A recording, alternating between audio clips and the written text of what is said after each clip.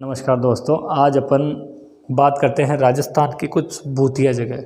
ऐसा कहा जाता है कि राजस्थान में कुछ ऐसी साइट है जहाँ पे आज भी भूत रहते हैं।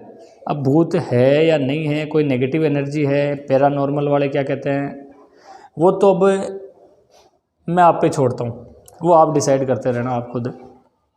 लेकिन अंधविश्वास जैसे नाम की चीज़ तो भारत में है और अपने लोकल क्षेत्रों में अंधविश्वास ने बहुत अंदर तक घर कर रखा है। आज मैं आपको राजस्थान की कुछ भूतिया जगह के बारे में बताता हूँ। राजस्थान की भूतिया जगह, उनमें से सबसे पहली जगह है भानगढ़ किला। भानगढ़ किला अलवर से सरिस्का अभ्यारण्य के अंदर स्थित है। भानगढ़ जयपुर के एक राजा थे भगवंत दास। भगवंत दास ने अपने एक पुत्र के लिए अपने पुत्र माधो सिंह के लिए एक किला बनवाया सरिस्का राष्ट्रीय पक्षी अभ्यारण्य के अंदर, और वहाँ पे माधो सिंह जी रहते थे। कालांतर में भानगढ़ में एक महारानी होती, राजकुमारी थी रत्नावती, और रत्नावती अति सुंदर, बेहद खूबसूरत, उसके चर्चे दूर दूर तक थे। जब रत्नावती धीरे धीरे बड़ी होती है, घूमने करने जाती है तो लोगों की नज़र भी पड़ती है, तो कुछ लोग अपने दिलो दिमाग में द्वेष पाल के रखे थे कि कैसे भी करके रत्नावती को पालना है। इसी तरह का एक तांत्रिक था सिंगा सेवड़ा। सिंगा सेवड़ा नाम का तांत्रिक भानगढ़ में रहता था और इत्र की दुकान थी उसके पास, और वो बेचता था इत्र। तो एक बार क्या होता है कि राजकुमारी रत्नावती मार्केट में अपनी सहेलियों के साथ, ये भानगढ़ की फोर्ट है, ये भानगढ़ का जैसे उस टाइम का मार्केट था, मार्केट में निकलती है अपने साथियों के साथ में, सहेलियों के साथ में, इत्र की दुकान पे जाके कुछ खरीदने लगती है। तो उसी टाइम सिंगा सेवड़ा एक इत्र उस राजकुमारी वाली टोकरी में रख देता है, एक इत्र, जिसे राजकुमारी की एक दासी देख लेती है। जब राजकुमारी वहाँ से सामान लेके अपने घर पे आती है, हवेली में, महलों में आती है, तब वो दासी बोलती है कि वहाँ उस तांत्रिक ने कुछ ऐसा किया था। तांत्रिक कुल मिला के चाहता ही था कि मैं कैसे भी करके इस अति सुंदरी को पालूं। और राजस्थान में तंत्र विद्या में ऐसे, भारत भी तंत्र विद्या में कम नहीं है, ऐसे तांत्रिक रहे हैं राजस्थान में भी, जो एक मूठ नाम की विधि होती है, यहाँ से चलाएंगे और बहुत दूर बैठे हुए को नुकसान पहुँचा देंगे। एक सम्मोहन नाम की शक्ति तंत्र विद्या होती है, उससे किसी को अपने आप सम्मोहित कर लेते हैं अपनी तरफ। उसी में से एक तीर चलाया था सिंगा सेवड़ा ने, तांत्रिक ने, कि उस इत्र की शीशी में कुछ ऐसा मिक्स कर दिया जिससे उस इत्र को जो भी लगाएगा वो सीधा उस तांत्रिक के पास खींचा चला आएगा। जब राजकुमारी रत्नावती को उस के बारे में पता चला, राजकुमारी रत्नावती ने उस इत्र की शीशी को निकाल के और एक बड़ी सी चट्टान के मार दिया, उस इत्र को चट्टान के मार दिया। जैसे ही इत्र चट्टान के लगता है, उसके बाद वो चट्टान धीरे धीरे चलना स्टार्ट करती है और सिंगा सेवड़ा की कोठरी की झोपड़ी की तरफ चलना स्टार्ट हो जाती है। सिंगा सेवड़ा समझ गया कि अपना जो प्लान था वो फेल हो गया, क्योंकि राजकुमारी रत्नावती भी थोड़ी बहुत तंत्र विद्या जानती थी। अब वो धीरे धीरे पत्थर उसके पीछे, चट्टान उसके पीछे, और अंत में वो चट्टान की चपेट में आ जाता है और सिंगा सेवड़ा घायल होकर मरने की स्थिति में आ जाता है। तब सिंगा सेवड़ा भानगढ़ में एक शाप दे के जाता है भानगढ़ को कि कितना भी कर लेना, लेकिन ये भानगढ़ कभी बस नहीं पाएगा, उजड़ जाएगा, बर्बाद हो जाएगा। और हुआ भी कुछ ऐसा ही कि कुछ टाइम बाद भानगढ़ के पास में एक जगह थी अजबगढ़। अजबगढ़ और भानगढ़ की कभी नहीं बनती थी, तो अजबगढ़ ने भानगढ़ पे अटैक कर दिया, और जैसे ही अजबगढ़ ने भानगढ़ पे अटैक किया तो भानगढ़ को बर्बाद कर दिया बिल्कुल। बच्चे, महिला, सबको मारा पीटा, जोरदार अटैक किया, इतना जोरदार कि भानगढ़ को बिल्कुल बर्बाद कर दिया, और भानगढ़ जो हवेलियों में था वो बिल्कुल पत्थरों में सिमट के रह गया।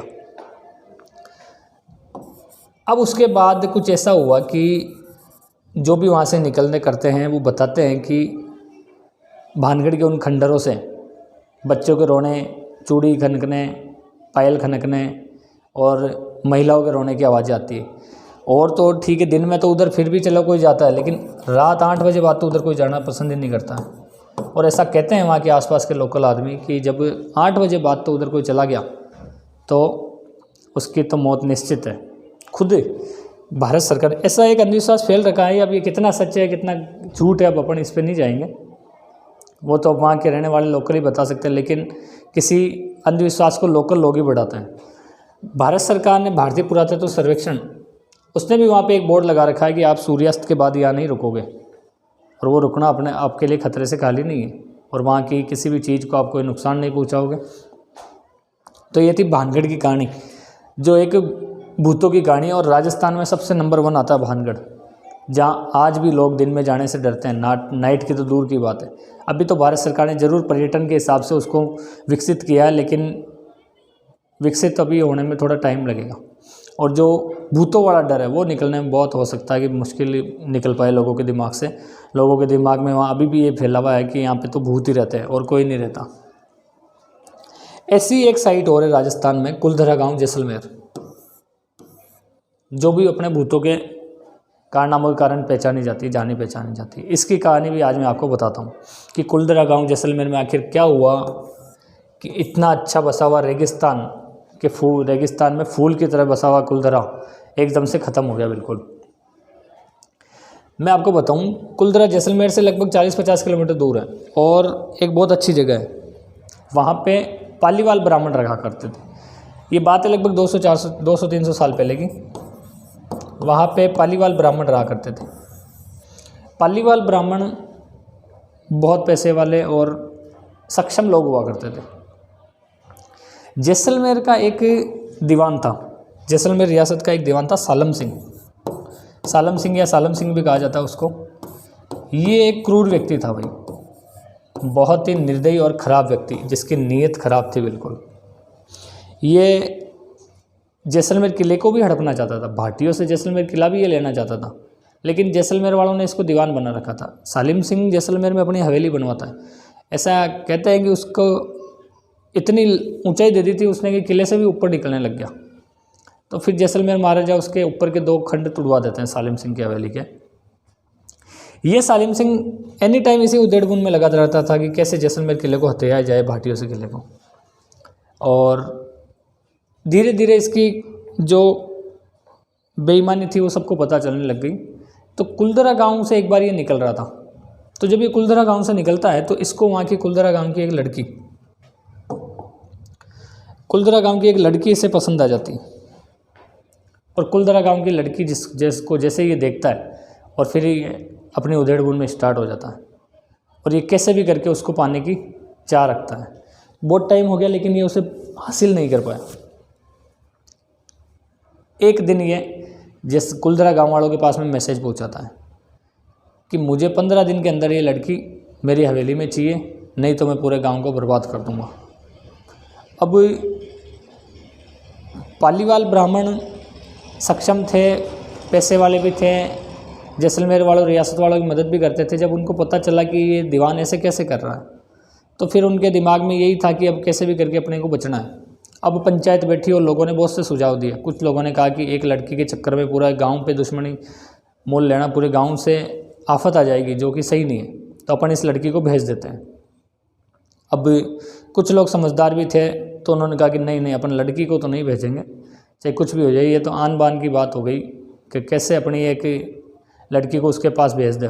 ये अपनी पगड़ी इज्जत का सवाल है। राजस्थान की पगड़ी वैसे ही फेमस है कि कैसे है कि अपने गांव की लड़की को अपन उसके पास भेज देंगे उसकी छोटी सी चाह के चक्कर में। तो फिर लास्ट में ये डिसीजन गांव वाले लेते हैं कि हम आने वाले उसके 15 दिन होने से पहले अपन गांव छोड़ देंगे और गांव में जो सामान जहाँ होगा उसको वहीं छोड़ेंगे। अपनी केवल कुछ ज़रूरी चीज़ें ले लो और उसको लेके निकल जाओ। तो कहा जाता है कि उसके साथ में उस टाइम 84 गांव जो पाली वालों के थे उन्होंने गांव छोड़े थे, और उस कुलधरा गांव के अंदर लगभग 600 मकान थे। रहने वाले मकानों की उनकी संख्या 600 मकान थी। तो कुलधरा गांव में एक ही रात में वो सभी 600 परिवार पूरा निकल के वहाँ से निकल जाते हैं गांव से। गांव से निकलने के बाद वो पूरे राजस्थान और भारत में जगह जगह फैल गए। वहाँ से निकले, अगले दिन सालम सिंह को जब पता चलता है कि वो निकल चुके हैं यहाँ से, तो सालम सिंह अपनी बड़ी सी सेना लेके आता है और उस पूरे गांव को रौंद देता है। जो भी ज़रूरी सामान चीज़ें थी, जो भी काम की चीज़ें लगी थी, सब ले जाता है और जो घर थे उनके लोगों के, उनको खंडर बना देता है। पाली वालों ने उस तपती धूप और रेगिस्तान के अंदर भी अपने घरों को ऐसा बना रखा था, ऐसी डिजाइन दे रखी थी उन घरों को कि वहाँ पे अच्छी हवा आती थी। आप देखोगे ये बसावट है, ये एक वहाँ का जगह है। ये कुछ मंदिर भी हुआ करते थे उस गांव में, और ये घर मोहल्ले।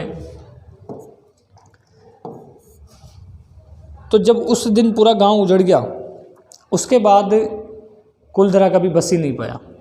कहते हैं कि उस टाइम में उन गांव वालों की भी हाई लगी थी कि अब जब हमें यहाँ से निकाल दिया गया है तो उसके बाद यहाँ पे कोई सालिम सिंह आओ चाहे कोई आओ, कोई यहाँ बस नहीं पाएगा। अब यहाँ पे भी यही सेम कंडीशन जो बानगढ़ वाली है, यहाँ पे भी रात को 8 बजे बाद कोई नहीं जाता। जैसे ही 8 बजी उसके बाद इधर से कोई नहीं निकलेगा। अब ये लोगों में एक डर बैठा हुआ है, ये क्या है। बाकी वहाँ के जो घूम के आता है वो तो यही कहता है कि यहाँ कुछ भी नहीं है। जो भी घूमने जाएगा, देख के आएगा, उनको इतना अच्छा लगेगा कि ये तो बहुत अच्छा गांव है, यहाँ ऐसी कोई दिक्कत हो ही नहीं सकती। कुछ लोग रात में भी रुके हैं और कुछ लोग नहीं भी रुके हैं। तो वहाँ पे जो जाते हैं तो उनसे पूछते हैं तो वो तो सीधा यही कहते हैं कि रात को यहाँ बच्चों के रोने की, चीखने की आवाज़ें आती है, और जो 8 बजे बाद चल गया फिर वो उसकी मौत निश्चित है। तो ये राजस्थान की 2 भूतिया साइट थी जहाँ पे कहा जाता है कि भूत है। अब भूत होते हैं कि नहीं होते हैं वो तो आप जानो, आप ही डिसाइड करते रहना कि भूत का करना क्या है। लेकिन मैंने आपको राजस्थान की वो 2 साइट दिखाई। कभी मौका मिले तो दिन में ज़रूर देख के आना। नाइट में तो अपने नहीं पार पड़ेगी, अपने तो दिन में देख लेना। दिन में देख के आना कैसा अच्छे से बसावट बसी हुई थी। देखोगे अगर आप तो आप इनको मकानों के देखोगे तो इतनी बिल्कुल पूरी बसावट बनी हुई थी जैसे एक अच्छी सिटी को बसाया गया था। पालीवाल विद्वान हुआ करते थे, पालीवाल ब्राह्मण। तो उन्होंने मकानों को अच्छे से डिज़ाइन किया था, अपनी कॉलोनी को, अपने पूरे कुलधरा गांव को अच्छे से डिज़ाइन किया था। अब ज़रूर भारत सरकार इस कुलधरा गांव को ज़रूर, राजस्थान सरकार, भारत सरकार इसको अच्छा पर्यटन के हिसाब से कर रही है। तो देखते हैं देखिए और ये कब तक ये मिथक टूटता है कि वहाँ पे ऐसा कुछ भी नहीं है। तो फिर लोगों का जो डर है वो निकले बाहर। आप भी ज़रूर देख के आना। इसी के साथ मैं अब आपसे लेता हूँ विदा। जय हिंद।